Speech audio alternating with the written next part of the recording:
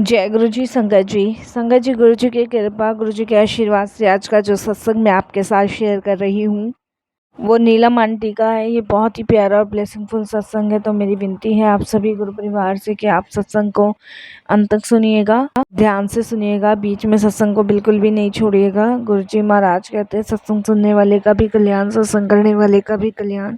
और संगत जी जो भी सत्संग सुनता है गुरु जी उसका भी कल्याण करते हैं। तो प्लीज़ बिना स्किप के सत्संग को सुनिएगा। और अगर आप भी अपने सत्संग अनुभव शेयर करना चाहते हैं तो हिंदी में साफ राइटिंग में आप अपना सत्संग लिखकर हमारी जीमेल आईडी पर सेंड कर सकते हैं, ताकि आपके द्वारा सुनाए गए सत्संग से जो भी गुरु जी महाराज की नई जुड़ने वाली संगत होगी उन्हें गुरु जी के कल्याण, महिमा, अनुभव के बारे में ज़्यादा से ज़्यादा पता चलेगा। सत्संग आपको पसंद आए तो आप इसको लाइक कीजिए, चैनल को सब्सक्राइब कीजिए, वीडियो को ज़्यादा से ज़्यादा संगत में शेयर कीजिएगा और बेल आइकन दबाना बिल्कुल भी नहीं भूलिएगा। जब भी कोई लेटेस्ट सत्संग आएगा उसका नोटिफिकेशन आपके पास आएगा। तो चलिए संगत जी चलते हैं गुरु जी महाराज के सत्संग की ओर। सत्संग शुरू करने से पहले करते हैं गुरु जी का मंत्र जाप। ओम नमः शिवाय, शिव जी सदा सहाय। ओम नमः शिवाय, गुरु जी सदा सहाय। जय गुरु जी। संगत जी सबसे पहले गुरु जी महाराज के चरणों में कोटि कोटि नमन। सारी संगत जी को जय गुरु जी। संगत जी आज गुरु जी महाराज की असीम कृपा से सत्संग शेयर करने का मौका मिल रहा है, तो उसके लिए गुरु जी का अनंतम अनंतम शुक्राना।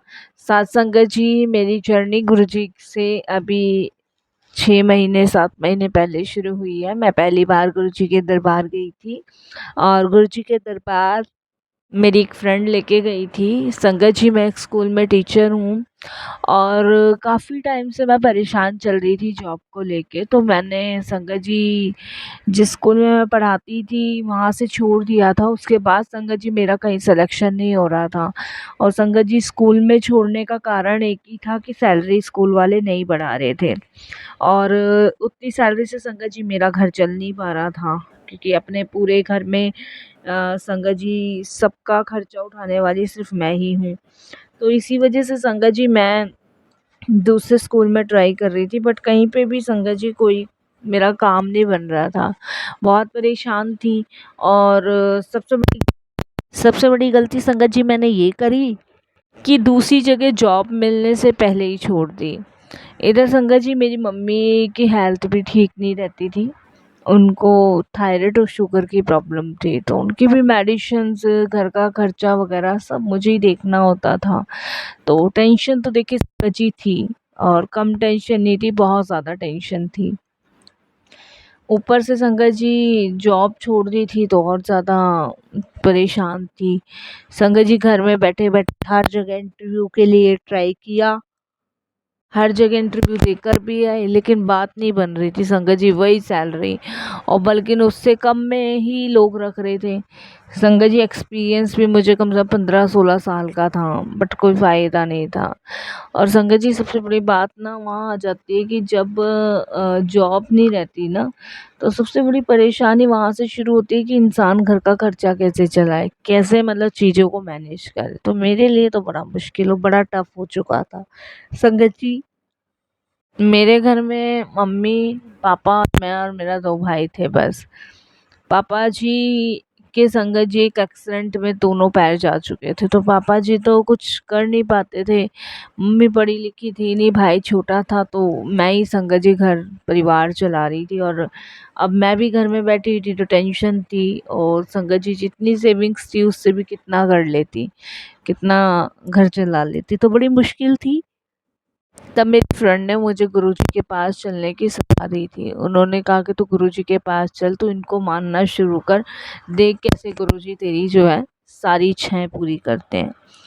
तो संगत जी मैंने फिर उसके बाद पहले तो उसको मन देख के किया था कि कहाँ मैं इधर बाबा वगैरह के चक्कर में जाऊंगी और मम्मी पापा भी एक्सेप्ट नहीं करेंगे, मम्मी पापा भी मना ही करेंगे। बट उसके कहने से, बार बार कहने से मैंने हाँ भर दी और मैं चली गई संगत जी। जाके अच्छा था, मेरी फ्रेंड ने मुझे एक स्वरूपी दिया था, मंत्र जाप भी बताया था, मैंने वहाँ लंगर भी किया था संगत जी, और बड़ा अच्छा सा लगा। मैं आपको बताऊं, गई पहली बार थी लेकिन शांति सी मुझे वहाँ पे कुछ लग रही थी। अब संगत जी वहाँ पे चली तो गई, वहाँ से स्वरूप ला के घर में लगा भी लिया, लेकिन कहीं न कहीं संगत जी मम्मी-पापा को तकलीफ़ हो गई। वो गुस्सा करने लगी कि हमने मना किया था कि कहीं नहीं जाना है, हमारे यहाँ किसी बाबा वग़ैरह को नहीं माना जाता, तो इस तरीके से कहने लग गए। तो संगत जी अब मैं ले तो आई, गुरुजी का स्वरूप लगा तो दिया, अब घर में झगड़ा ना हो इसलिए मैंने उन्हें बोल दिया कि ठीक है अब नहीं जाऊँगी। इस पे बात डन हुई। तो गुरुजी का स्वरूप मैंने कहा लगा है तो लगे रहने दो, अब इससे क्या फ़र्क पड़ता है। वो लगा रहा। अब लगा रहा संगत जी, वो स्वरूप ही हमारे घर में करिश्मा करने लगा। अब संगत जी स्वरूप लगाने के बाद घर में कोई ना कोई बात गुरुजी की छिड़ जाए। पापा भी देख के बस यही पूछते थे कि कौन है? कौन से गुरुजी हैं? कैसा लगा? मतलब गुरुजी के टॉपिक में कुछ ना कुछ बात ज़रूर छिड़े घर में। कुछ ना कुछ बात जो है ज़रूर छिड़े। अब संगत जी जितना था मैंने बता दिया, तो लंगर के लिए पूछने लगे, मैंने वो भी बताया। तो मम्मी कहने लगी क्या चढ़ावा चढ़ा? मैंने बताया कुछ नहीं चढ़ा। होती ना एक जिज्ञासा, वो सब थी उन लोगों में। पर मम्मी को मैंने कहा मम्मी वहाँ जाके अच्छा बहुत लगा। देखिए संगत जी हुआ ये कि गुरुजी का घर में स्वरूप लगा हुआ था और मैं एक बार माथा टेक ही आई थी। उसके बाद संगत जी मेरी जॉब जो है ना यूँ ही लग गई और मेरी जॉब संगत जी दिल्ली पब्लिक स्कूल में लगी। आज भी मैं वहीं जॉब कर रही हूँ और मेरी सैलरी संगत जी मैं खुद हैरान हूँ कि मैंने उम्मीद नहीं की थी उससे ज़्यादा मुझे सैलरी मिल रही है स्कूल में। संगत जी मुझे 35,000 रुपये सैलरी स्कूल में मिल रही है और इसके अलावा संगत जी मेरे पास ट्यूशन के बच्चे हैं और कम से कम ट्यूशन से भी मैं 15-20 हज़ार रुपये कमा लेती हूँ। तो ये गुरुजी की कृपा है, ये गुरुजी की मेहर है। तो देखिए संगत जी कहते हैं ना कि भले ही मम्मी पापा मना कर रहे थे उसके बाद भी मैंने वो स्वरूप लगे रहने दिया और महाराज की कृपा हुई और देखिए मेरी जॉब लग गई। जब जॉब लगी तो मुझे बड़ा अच्छा सा लगा संगत जी। मैं रोज़ ही गुरुजी का शुक्राना करके जाया करती थी, आया करती थी और इसके बाद संगत जी घर के हालात थोड़े ठीक हुए। मम्मी की तबीयत ख़राब रहती थी, तो बस मैं गुरुजी को ही कहती थी, मम्मी की हालत भी थोड़ी-थोड़ी ठीक होने लगी। घर में शांति का माहौल रहने लगा तो बात एक दिन मैंने ही घर में छेड़ी कि चलो गुरुजी के दरबार चलते हैं। तो पहले तो सब मना करने लगे, फिर अचानक से माने। तो पापा तो जा ही नहीं सकते थे, लेकिन मम्मी को लेके मैं वहाँ दर्शन करा के आई। मम्मी को अच्छा लगा। फिर मेरी फ्रेंड ने 1-2 सत्संग के इनविटेशन भेजे, हम वहाँ भी गए, वहाँ भी बड़ा अच्छा लगा। तो ऐसे जर्नी हमारी शुरू हुई गुरुजी के साथ। अब गुरुजी के कुछ चमत्कार ऐसे होने लगे जिसको संगत जी हम लोग महसूस करने लगे। घर में संगत जी पॉजिटिविटी आने लगी और जैसे पहले रहता था माहौल घर का अशांत वातावरण खराब सा, वो सब अब शांत रहने लगा, अच्छा लगने लगा। गुरुजी की कृपा से हम सभी इकट्ठे हुए, यह उनकी शायद रज़ा थी, उनका ही बुलावा था। कोई भी अपने आप नहीं आता, गुरुजी जिसको बुला ले वही उस दरबार में पहुंचता है। संगत जी गुरुजी हमेशा कहते हैं मेरा दरबार बुलावे का दरबार है, जो भी यहाँ आता है वह मेरी मर्जी से आता है। साथ संगत जी ये बड़ा सौभाग्य है कि हम इस पावन जगह पर गुरुजी के बुलाने से जा रहे हैं और नहीं तो संगत जी शायद हम इस जगह पे पहुंच भी नहीं पाते कभी। मैं तो शुक्राना करती हूँ कि गुरुजी ने हम जैसे को चुना। दुनिया में कितने लोग हैं लेकिन बुलावा सिर्फ कुछ ही लोगों को आता है। मतलब यह है कि गुरु की कृपा हम सभी पर नहीं बरसती, उन्हीं पर बरसती है जिनका कल्याण करना होता है। गुरु जी हमसे कोई काम लेना चाहते हैं, हमें सही राह पर लाना चाहते हैं, कोई सेवा बख्शना चाहते हैं। गुरु जी कोई साधारण संत नहीं थे, वह स्वयं निरंकार का रूप है। उन्होंने कहा था मैं तुम्हारे दुख हरने आया हूँ, तुम्हें सही रास्ता दिखाने आया हूँ। गुरुजी ने किसी से चढ़ावा दान पैसे नहीं मांगे, उनका एक ही संदेश था, भक्ति करो, सिमरन करो, सेवा करो, शांति से रहो, दूसरों के हित की बात करो, गुरुजी कहते थे सत्संग आत्मा का भोजन है। जैसे शरीर को रोजाना खाना चाहिए, वैसे ही आत्मा को भी रोजाना नाम सिमरन और सत्संग चाहिए। सत्संग में बैठने से मन साफ होता है, बुरी आदतें छूटती हैं, जीवन में सुख शांति आती है।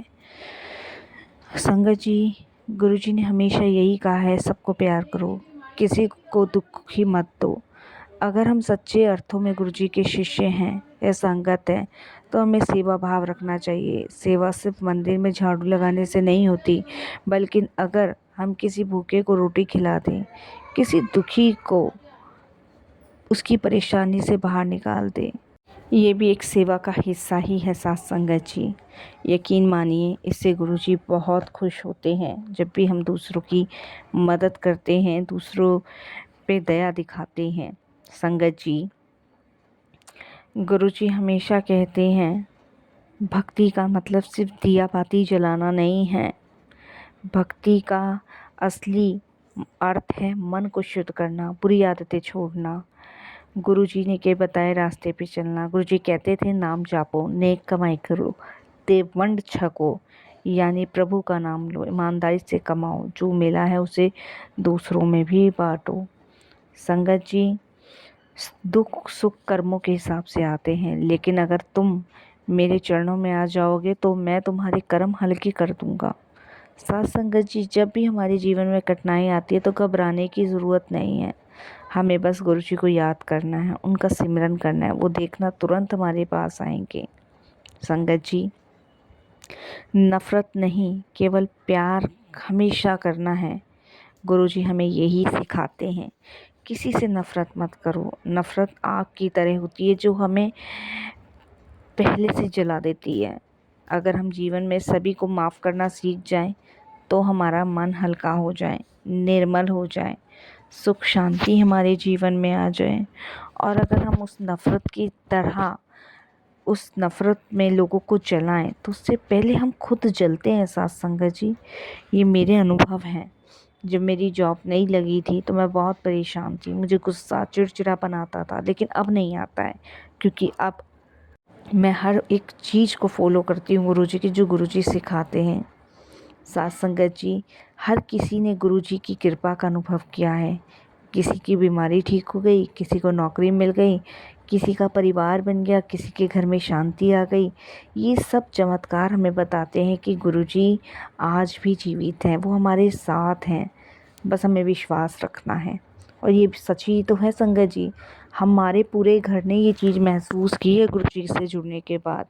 हमारे घर में सुख शांति, बीमारी दुख सब दूर हो गया। यहाँ तक कि संगत जी, मेरी नौकरी भी ऐसी जगह लगी जहाँ पे मैंने कभी कल्पना भी नहीं की थी कि मुझे इतनी सैलरी मिलेगी। तो ये गुरुजी की कृपा है। मैंने विश्वास भरोसा किया गुरुजी पे। संगत जी, गुरुजी कहते हैं मैं कल भी था, आज भी हूँ और हमेशा रहूँगा। और हमेशा ही वो अपने चमत्कारों से हमारा उद्धार कर रहे हैं। गुरुजी की बात हमेशा याद रहती है मुझे, तेरा भला मेरी मर्जी। गुरुजी कहते थे तेरा भला मेरी मर्जी, क्योंकि उनकी मर्जी से ही हमारा भला हो रहा है। इसका मतलब है कि हमें सिर्फ विश्वास रखना चाहिए, जो भी हमारे जीवन में हो रहा है वह गुरुजी की इच्छा से हो रहा है और वही हमारे लिए भलाई है। जो भी हमें गुरुजी ब्लेस कर रहे हैं, गुरुजी का दरबार अनमोल है। यहाँ बैठने से आत्मा को शांति मिलती है, मन के विकार दूर होते हैं और हमारी सोच पॉजिटिव होती है। जैसे कोई लोहे का टुकड़ा आग के पास रख दिया जाए और वह तपने लगता है, वैसे ही संगत में बैठ के हमारा मन भी तपकर पवित्र हो जाता है। साथ संगत जी, हम सब पर गुरुजी की असीम कृपा है। हमें याद रखना चाहिए, गुरुजी के आदेश का पालन करें, सेवा और सिमरन में जीवन व्यतीत करें, सबके साथ प्रेम और दया का व्यवहार करें। संगत जी, हमें हमेशा गुरुजी का हर हाल में शुक्राना करना चाहिए, हर हाल में उनको धन्यवाद प्रकट करना चाहिए। फिर आप देखिए कि आपके दुखों का अंत कैसे होता है, आपकी परेशानियों का अंत कैसे होता है। मेरे तो बहुत बड़े बड़े कष्ट गुरुजी ने काटे हैं। यकीनन संगत जी, मुझे तो बहुत गुरुजी ने ब्लेस किया है, मेरे परिवार को ब्लेस किया है। हम बहुत परेशान थे साथ संगत जी, लेकिन आज गुरुजी की कृपा, उनकी मेहर से हमारे सारे दुख दर्द ख़त्म हो गए। शुक्राना गुरुजी, आपका अनंतम शुक्राना। और मैं यही आपसे हमेशा प्रार्थना करूँगी गुरुजी कि आप मेरे जैसे अनेक संगतों का कल्याण करो, अनेक संगतों को ब्लेस करो। यही आपसे मेरी अरदास है, प्रार्थना है। और यहीं अपने सत्संग को भी विराम दूंगी आपके उसी पवित्र मंत्र जाप के साथ जो सब करते हैं। ओम नमः शिवाय, शिवजी सदा सहाय। ओम नमः शिवाय, गुरुजी सदा सहाय। जय जय गुरुजी, धन धन गुरुजी, वाह वाह गुरुजी, शुक्राना गुरुजी, अनंतम शुक्राना गुरुजी।